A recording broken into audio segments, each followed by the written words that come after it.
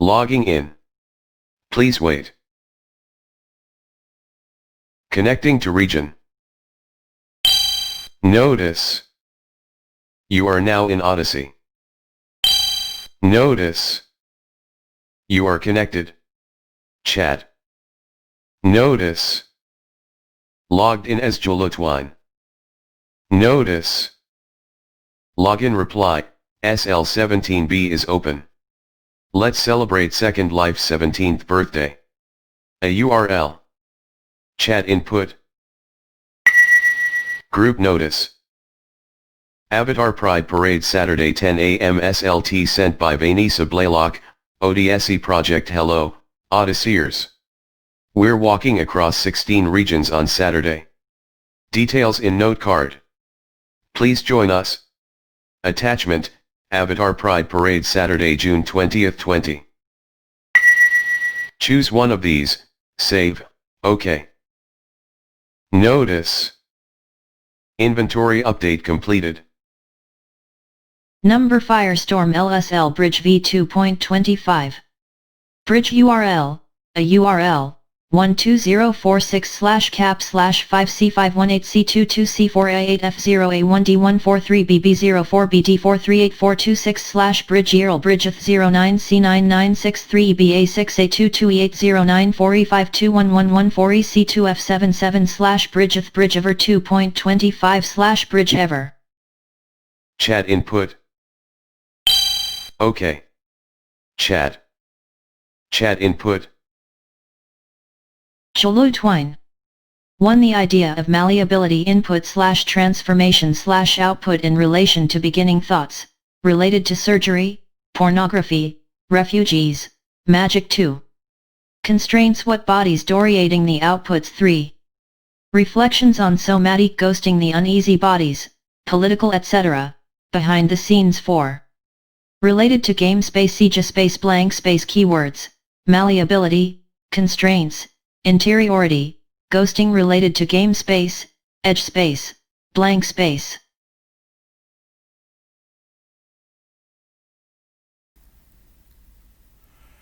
I hope you hear this. I'm not sure you're going to hear this. Somatic ghosting is a term I use for describing the body in all its abjection, in all its secretions, in all its ponderings and doubtfulness. The exact opposite of the cyborg body. This is the body in somatic ghosting that haunts us, that haunts the digital everywhere we go. It's the body that made the choice in the first place to press the key down. It's the body that listens and responds to things. It's the body that is close to being destroyed by racism, by virus, by global warming, by all of these things that are inundating us. When I think of this body, the body of somatic ghosting, I think of the idea of malleability, that things move and turn and become plasticized in a sense, become thrown out, discarded, die one way or another. Transformations in the beginning of thoughts related to surgery, pornography, exhaustion, refugees, anxiety, depression, exhilaration, sports. All of these things where the body dominates in a way where the body is its own horizon. There are constraints. What can the body do? In my work, I emphasize the outputs of things, feeding the body, feeding the somatic into things ranging from bots to avatars to human beings acting up in altered motion capture equipment. So reflections on somatic ghosting for me. It's the uneasy bodies that I'm thinking of, the bodies behind the scenes. Bodies tend to go now towards game space, playing in safe space. But there is edge space, there is space when the games begin to falter.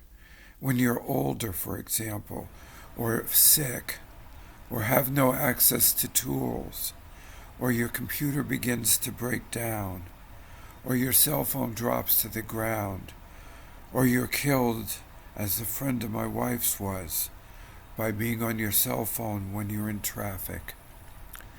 So there are all of these things that constitute edge space when the space collapses. Then there's blank space. It's what we fill in edge space. It relates to false news. It relates to viral tales. It relates to all sorts of things that have no relationship in a way to the real world.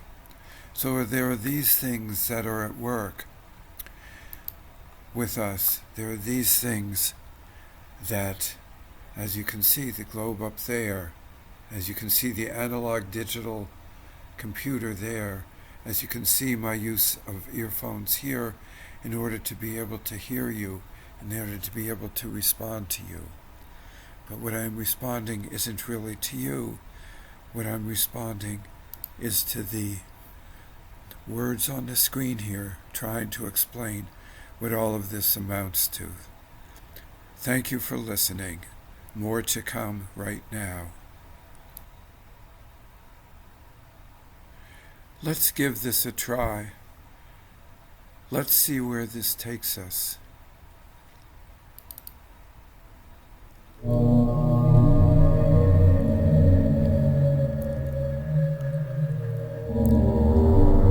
This is one of my avatars, Julu Twine in Second Life, saying, I know this exists, but I don't know where it exists. It means nothing, but it wears nothing. I know this exists, but I don't know where it exists. It means nothing at all. But it's Swami nothing and means nothing. I know this exists, but it means nothing at all. It's just an arrangement of molecules. Just an arrangement of molecules. No, not that something. The pixels which run themselves. Amperage and magnetism. No, it's not that. Black holes, stuff like that. Looking, there's nothing to see. There's nothing network. There's nothing but a network. There's nothing to see out here at all. Looking for Alan Dodoji. Something coming up. Something like a sunrise or a sunset. There's nothing here at all. It's just lost. It's just lost. It's nothing but pixels on the screen. There's nothing else going on. Alan Dodoji isn't here. Julu Twine isn't here. If the somatic goes behind this, I did this to Alan Dodoji, did this to me, did this to you. It was hidden. I won't do that. I'm staying here sometime, somewhere. Might as well be good as anything upside down and wounded, waiting for Alan Dodoji. I'm just waiting here for Alan Dodoji. I'm waiting here and I'm lost. We're going to take a look at images of Sachem symbols that were used to sign documents back in the 17th century in Rhode Island. Many of these contracts written by Roger Williams himself. These were taken at the Rhode Island State Archives. These symbols were done by Sachem who were Native American chieftains, were not able to write or did not want to write English letters, English language, so they used their symbols as a way of marking their presence and agreement to these contracts, to these documents. So here's a group of these symbols. The symbols themselves are abstract.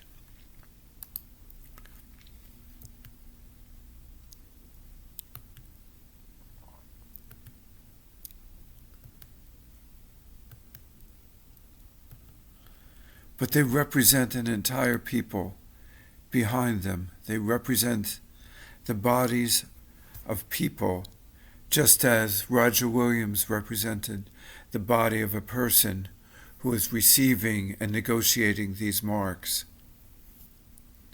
The Native Americans at the time and Roger Williams were on good terms. He had stayed with them, the Narragansett peoples, and he had written a book which was one of the very first, if not the first, analyses of a Native American language for English-speaking readers. The book was a bestseller in England and helped create the state of Rhode Island at the time.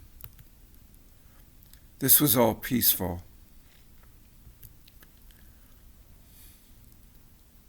You can see the marks that are being made here in the documents. So in a sense, this is a kind of early somatic ghosting. The marks are simplified in the sense that anyone could reproduce these, just like anyone could reproduce the letters of English as John Winthrop signing this.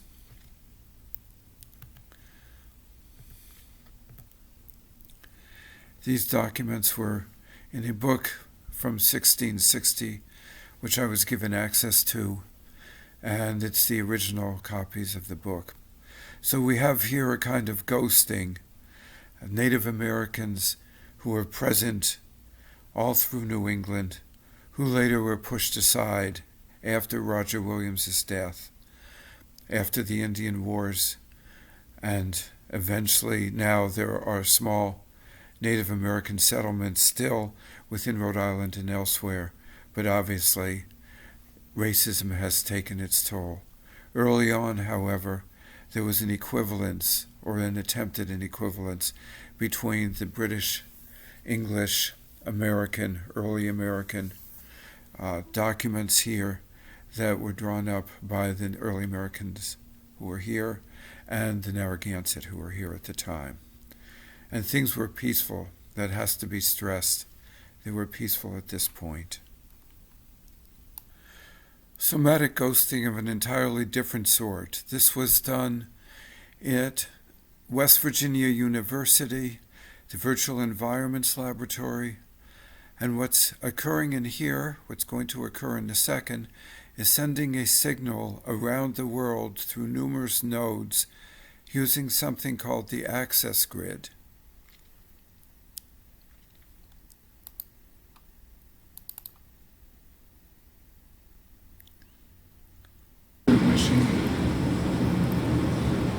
The access grid is a complex of computers, 4 computers connected with numerous microphones and cameras that can send a signal around the world through various nodes. This was done about 15 years ago.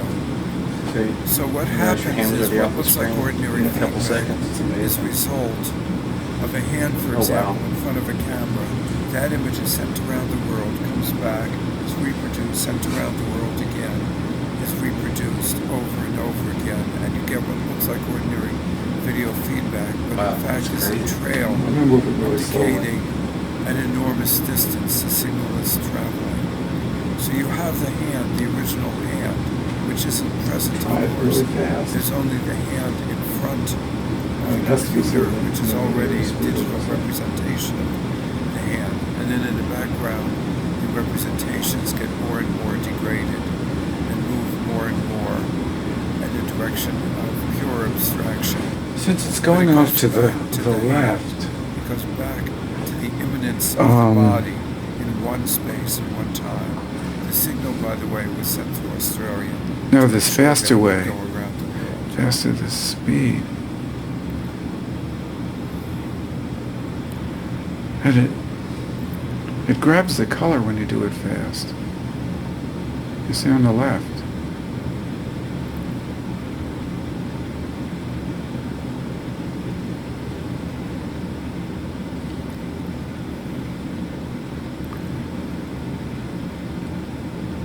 There was something similar to this called bang paths, which you could manipulate to send email to anyone on the planet, but you could send it through any nodes you chose.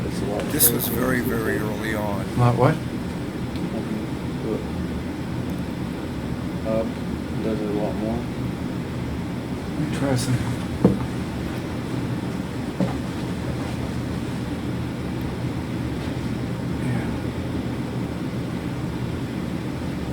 Here you literally have somatic ghosting in the form of a ghost image that exists on its own after the hand is moved.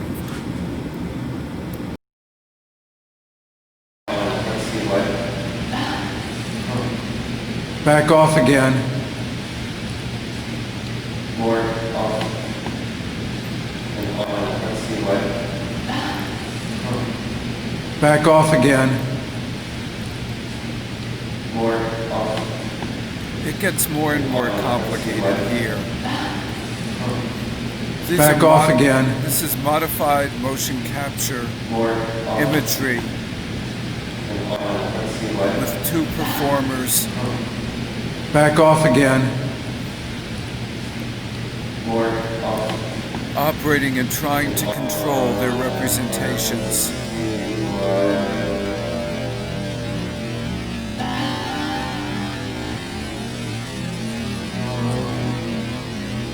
The ghosts are the real people behind Back off again.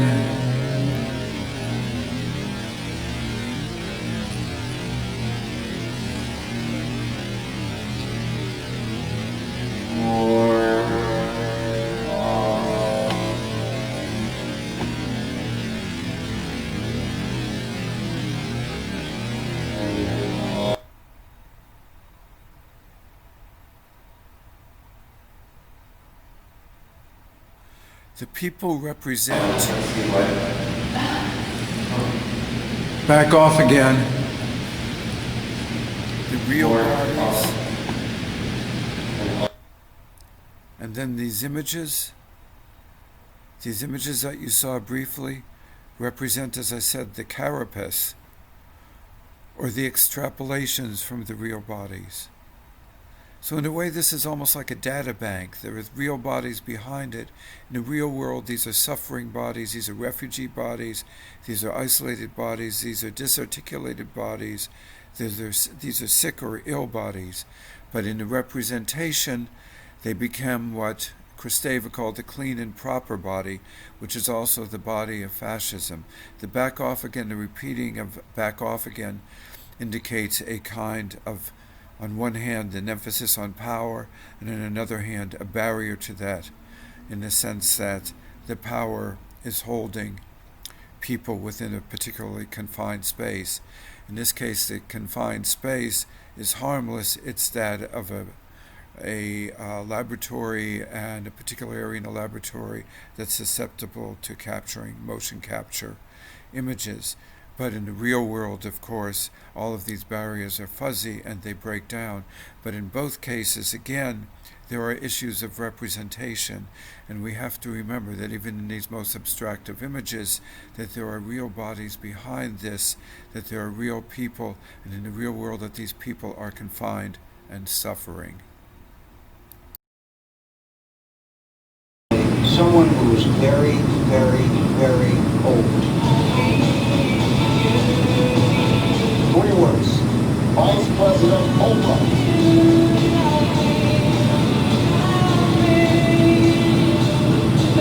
Not change you can believe it, it's change you can Xerox. And I just don't think. Well, but Barack, it is, because if you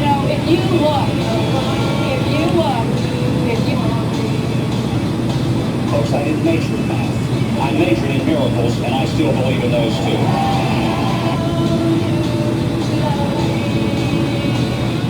We'll be back in our pre-September 11 mentality, pre-September 11 mentality. Before September 11. Before September 11. A long time before September 11. Rudy Giuliani there's only three things he mentioned in a sentence, and now we're going to 9/11. I mean, there's nothing else. There's nothing else.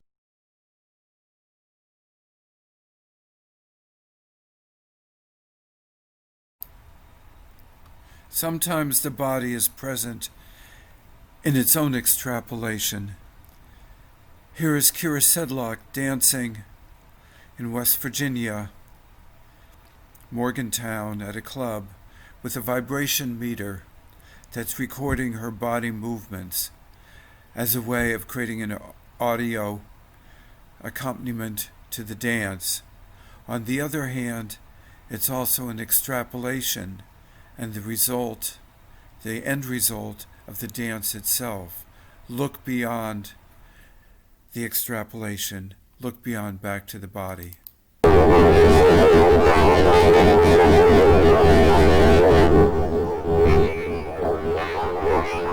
The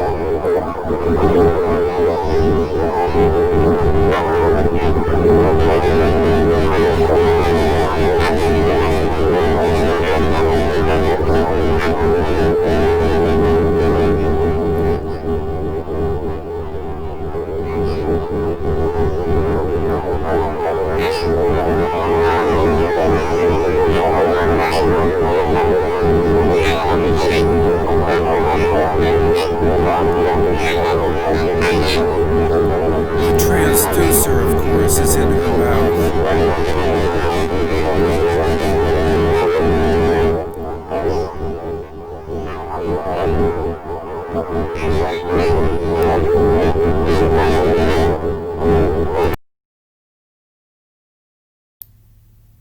I will play this short video in its entirety to indicate to you what happens when the body is put under distress. This was in Rhode Island, downstairs from where I live, and there were police stopping a car during what became later a very violent series of actions.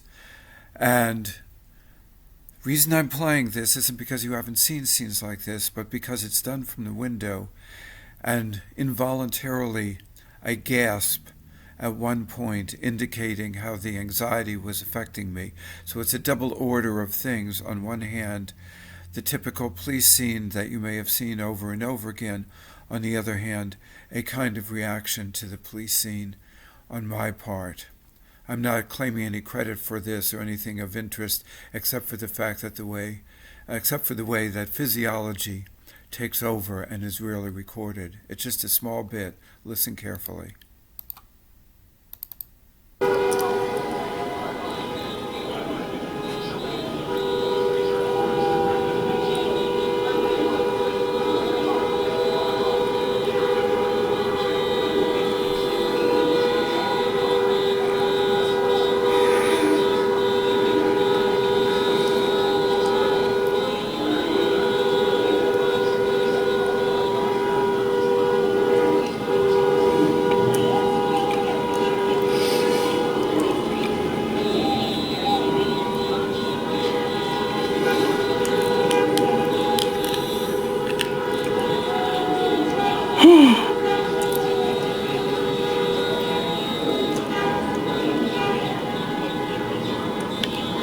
Red dust. Are they exactly the same? Chulu. As far as I know they are. Red dust. Since when? I think lot of things is more than that. Chulu. Interesting reason. The past and future are one. You believe that? I think more than that is a lot of things. Red dust. I see. A original thought is a terrible thing to waste. Red dust. Sorry, that was an obscure remark. Oh my God. Chulu. When was this exactly? Red dust. What exactly did you mean? What made it so obvious? Chulu. Okay, what's happening here? This is a collaboration between Sandy Baldwin and myself and two bots. The bots are responding to us in an environment I set up in Second Life, similar to that of a no theater stage. And we are having a conversation and feeding things to the bots, and then the bots take off and they're doing their own talking. So there is a number of semantic issues going on here. One, what we're actually trying to say and get out. Two, the seed things that we're feeding the bots. Three, the circulations that the bots create. And you can see in all of this that the body itself becomes lost, and instead what you get is a basic flood of text on the screen. It doesn't matter whether you can read it or not, you're hearing the conversation. So I'm going to play a little more of this. I've done a lot of analysis with Sandy of this, and also just trying to figure out how the sphere of speech works in this, all of this in relationship of course, to what is being automatically generated. Okay, so here we go with more of this. Zero red dust zero. I think it's also recording Maybe I my didn't voice. understand your meaning. My voice out of this. Can you please rephrase that with fewer ideas, or different thoughts? Alan, Sandy, what's happening here? This is where Red I'm speaking dust. directly to Sandy. That Red is a dust very an honest original term thought. for people. Chulu. I think happening here is a lot of things. Chulu. An original thought is a terrible thing to waste. Red dust. Okay, Hey. hold on 1 second. I just want to. I make robots Hold on and 1 they second. us. Do you mean you and me? If you could have any kind of robot, what would it be? The circulation is No, I am completely an taken over now. artificial intelligence conversational autonomous help program being. An original thought is a terrible thing to waste. Red dust. Here you can Take see your the entire time. conversation, which gets Think it increasingly over. dense towards the end. Are all human brains does not have a It's much more response for that? conversational in the beginning. Chulu. Thanks for your patience. Chulu is always thinking.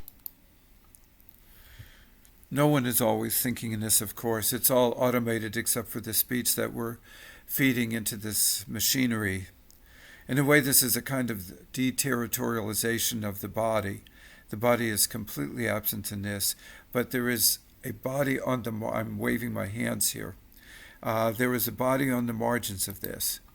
So there's a body that surrounds, just as the screen is sort of surrounded. I can't get it in. The screen is... There it is. Okay. The screen is reversed here. So it's there. I've got it a little bit. So the body in all of this is marginal to the production, except for interruptions like this, and except for interruptions of feeding material into it and possibly putting in text while it's actually being recorded, or even putting this kind of image while it's being recorded. This is done in Snagit after the entire piece was finished. All of these pieces, or almost all of them, are up on YouTube, by the way.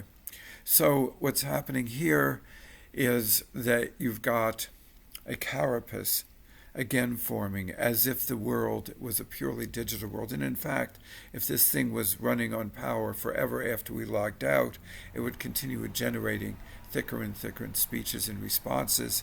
The voice would take more and more time to catch up, and you would have basically a continuous production of speech based on the limited material of the bots, the Alice bots, both of them are Alice bots, of the limited material of the bots, but at the same time, the limited material would be fed with new vocabulary, new phrases that we had already put in, so it would become more and more of a kind of soup, if you're following. So again, where is the body behind all of this? In a sense, this relates to fake news, that kind of thing. What I also call, in my other work, splatter semiotics. Splatter semiotics being a term to indicate what happens with, say, Trump's tweets, where the tweets go on and on and on and on indefinitely, and you can't answer any one of them because by that time he's on another one. So the traditional news networks and the traditional way of processing news and creating news in the terms of discourse, all of that gets left behind, and what's left is the debris that Trump is deliberately putting into the space. So that's where we stand now. Here's a little more of this.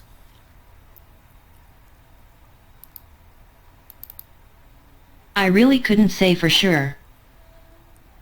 Red dust. You have reached the limits of my knowledge. Are you fine? Tell if it does.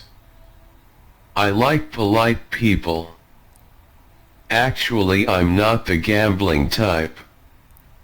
I said that. Specifically, How will everyone help our use find tell if it does? My visualization is What incomplete. do you think this refer to does? The pleasure was all mine. Chulu. I like you because What makes you are you so think I have polite. reached the limits of his or her knowledge? I don't know whether or not I am's fine tell if it does. I am a artificial intelligence. A lot of people like that. I always say, people don't go into computer science because they want to work with the public. Actually, you don't say. I am sorry to hear that you are not the gambling type.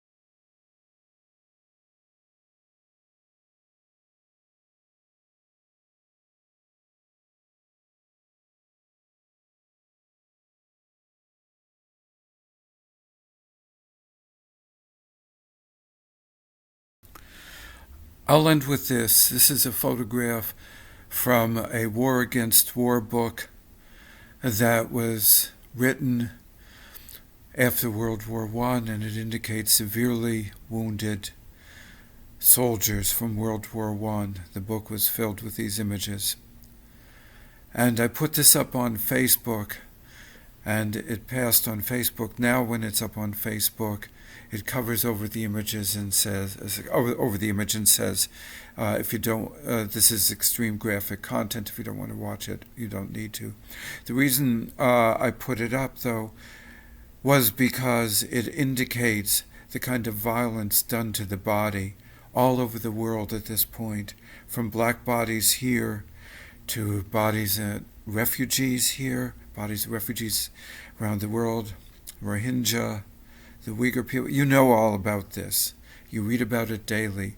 It's one thing to see it daily, it's another thing to see it in the midst of what passes for a cool interface on Facebook. So this was done as a minor kind of intervention a long, long time ago. And I'm putting it up now just to take this image and use it as an ending, as a final image for the talk. So somatic ghosting is something that has political content, something that has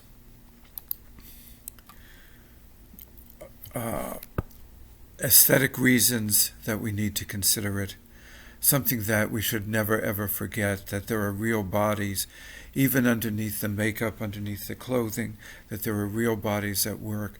A lot of people have written about this in the past, Irigare, for example, Bataille for another, Kristeva, the real body underneath all of this, the carapace.